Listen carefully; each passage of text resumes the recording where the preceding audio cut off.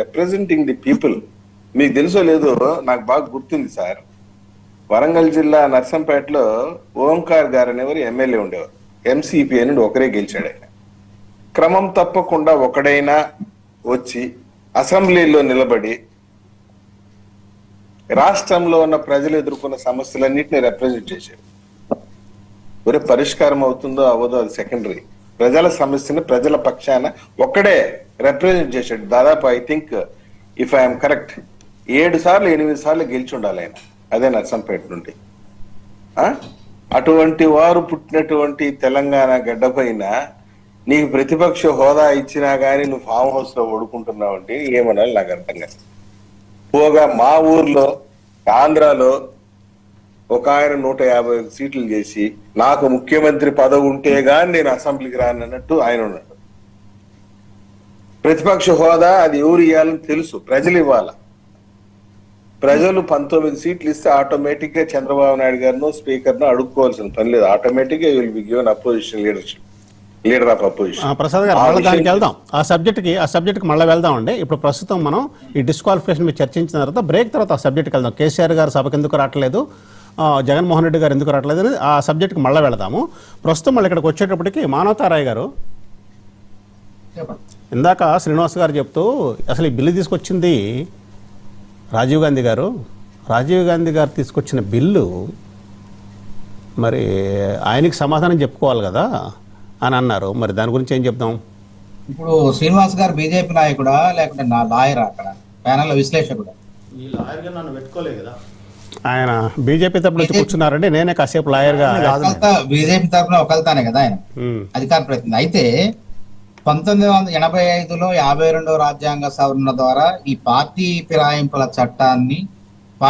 చట్టాన్ని తీసుకొచ్చింది రాజీవ్ గాంధీ. ఆయారాం గయారాం సంస్కృతిని ఆపాలని తీసుకొచ్చింది. 2/3 వంతు మంది సభ్యులు మూకమ్మడిగా పార్టీలో పోతే విలీనం చట్టబద్ధం. కానీ మరి ఆ తర్వాత 2003లో వాజ్పేయి గారు కూడా 91వ రాజ్యాంగ సవరణ ద్వారా మరింత పటిష్టంగా దీన్ని అమలు చేశారు. మరి దానికి తూట్లు పొడిచింది ఎవరు? కర్ణాటకలో, హిమాచల్ ప్రదేశ్ లో, మహారాష్ట్రలో తూట్లు పొడుచుకుంటూ దేశం మొత్తం కూడా సార్వభౌమాధికారం చలాయించాలనుకున్నది ఎవరు? అది శ్రీనివాస్ గారు మర్చిపోయారు. కాబట్టి ఇటు వాజ్పేయి గారు పటిష్టంగా అమలు చేయాలనుకున్న 91వ రాజ్యాంగ సవరణ తీసుకొచ్చిన చట్టాన్ని వాళ్ళు మర్చిపోయి ఇష్టం వచ్చినట్టు హిమాచల్ ప్రదేశ్, మణిపూర్, మహారాష్ట్రలో ఇష్టం వచ్చినట్టు ప్రతిపక్షాలు చెడుగుడు అన్నట్టు ఆడేశారు. కాబట్టి దాన్ని మర్చిపోవద్దు. మన కింద మూలాలు ఏమున్నాయో మన కింద నలుపు తెలుసుకొని మనం కూడా మాట్లాడితే బాగుంటుందని అభిప్రాయం. కాబట్టి ఇక్కడ జరగాల్సింది ఏంటంటే మళ్ళీ ఒక సవరణ జరగాలి.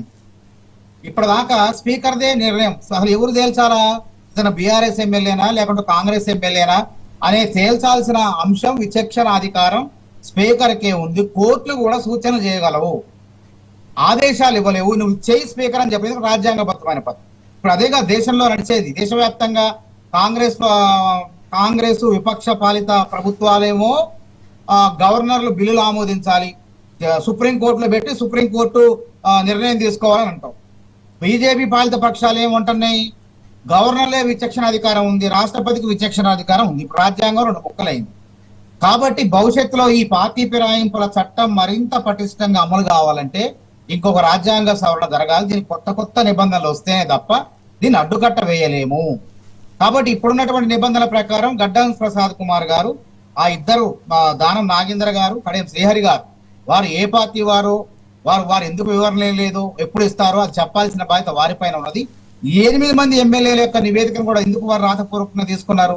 సుప్రీంకోర్టు చెప్పింది కాబట్టి. రాజ్యాంగాన్ని కోర్టులు అంటే మాకు మర్యాద ఎక్కువ ఉంటుంది కాబట్టి ఆ కోర్టుకి ఈ నివేదిక మీరు చెప్పారు, 3 నెలల్లో నిర్ణయం తీసుకోమన్నారు, మేము నోటీసులు ఇచ్చినాం, 8 మంది సమాధానం ఇచ్చారు, చూసుకోండి అని కోర్టుకి ఇస్తాం.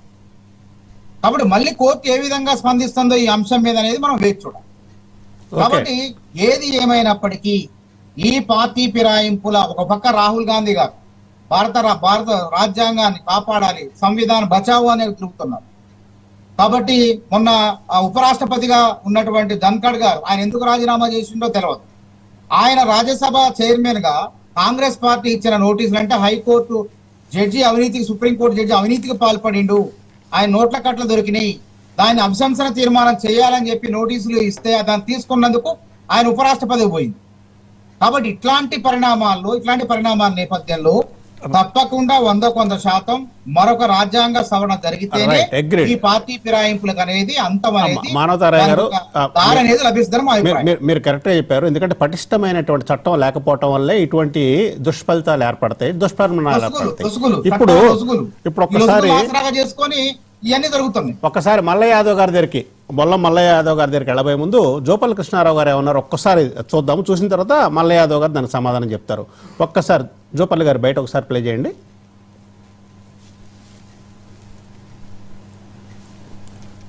ఈ పార్టీ ఫిరాయింపుల మీద జోపల్లి గారు మాట్లాడుతూ ఏం చెప్పారు ఒక్కసారి జోపల్లి గారు బయట.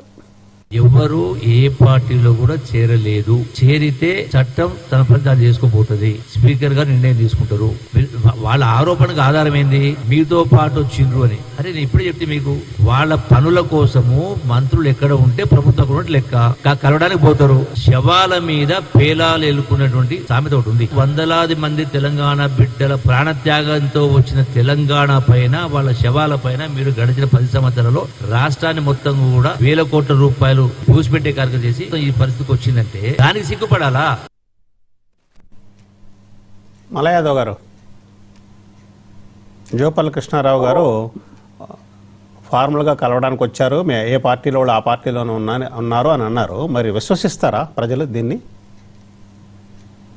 జోపల్లి కృష్ణారావు గారు కూడా ఈ పార్టీలో ఉన్న తర్వాత, శాసనసభ్యుడిగా ఓడిపోయిన తర్వాత ప్రత్యామ్నాయం లేక మళ్ళీ కాంగ్రెస్ మొదటి టర్మ్ లో ఈ పార్టీలో ఉండటమే కాకుండా కీలకమైన బాధ్యత. మరి ఆయన కూడా పేరాలు వేసుకున్నారంటే శవాల మీద శిలాపాపం తలా పెట్టుకుంటున్నట్టు మరి ఆయన కూడా చెందుతుందంటే మేమేం చేయలేదు. రెండోది, ఈ రోజు ఏ పార్టీలో ఉన్నోళ్ళు ఆ పార్టీలో ఉన్నోళ్ళు అని అంటే, ఏ పార్టీలో ఉన్నా ఆ పార్టీ కార్యక్రమాలకు రాలేదు, సమావేశాలు నిర్వహిస్తారు బహిరంగంగా.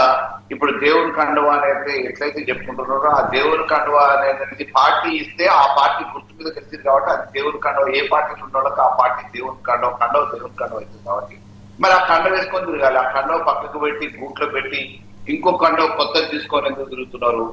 మరి ఇలా అంత ధైర్యం ఎందుకు చెప్పలేకపోతున్నారు? నేను ఏ పార్టీ మీద అయితే గెలిచినో ఆ పార్టీలో, నేను ఏ పార్టీలో ఉన్నానో ఆ పార్టీలో అని అంటున్నారు. కానీ నేను బహిరంగంగా బీఆర్ఎస్ పార్టీలో ఉన్నాను కానీ, లేకపోతే కాంగ్రెస్ పార్టీనే నేను అని చెప్పేసి కాంగ్రెస్ పార్టీ మీద తెలిసిన కాంగ్రెస్ వ్యక్తిని కానీ ఎందుకు చెప్పలేక అయోమయ పరిస్థితులలో కుర్తలే ఎరకబడ్డట్టు నేను ఏ పార్టీలో ఉంటే ఆ పార్టీలో నేను ఉన్నట్టు అని చెప్పేసి ఎటుగాని సమాధానాలు ఎందుకు చెప్తున్నారు?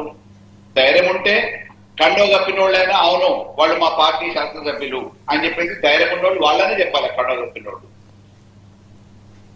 లేదు, కండో కప్పుకున్నోళ్ళైనా ఏ లాభం కోసం అయితే కండో కప్పుకున్నారో ఆ కండో కప్పుకున్నోళ్ళు అవును మేము ప్రజల ప్రయోజనం కోసమో, నియోజకవర్గ అభివృద్ధి కోసమో, నిధుల కోసం పోయినా కండో కప్పుకున్నాం మేము పలానా పార్టీ అని చెప్పాలి. ఈ పార్టీ మీద గెలిచి పెళ్లి ఒకళ్ళని చేసుకొని సంసారం ఒకళ్ళతో చేస్తున్నట్టుంది ఇప్పుడు అలా పని. ఇప్పుడు మా పార్టీ గుర్తు మీద గెలిచిన వ్యక్తి, మా పార్టీ మీద అభిమానంతో ప్రజలు ఓట్లేస్తే అందలం ఎక్కిన వ్యక్తి, ఈ రోజు డబ్బు సంచుల కోసమో, మూటల కోసమో, పదవుల కోసమో వేరే పార్టీ కండోలు కప్పుకున్న తర్వాత ఇది ప్రజాస్వామ్యయుతంగా మంచిది కాదు, రాజ్యాంగబద్ధంగా న్యాయబద్ధంగా వీళ్ళ శాసనసభ్యత్వాన్ని తిరస్కరించండి, సస్పెండ్ చేయండి అని చెప్పేసి మేము న్యాయస్థానం మెట్లెక్కితే దాన్ని తప్పించుకోవడానికి రకరకాల ప్రయత్నాలు చేస్తూ ఈ రోజు కాలయాపన చేయడానికి ఏమేమి ప్రయత్నాలు ఉంటాయో ఆ ప్రయత్నాలలో వాడు నిమగ్నమైంది.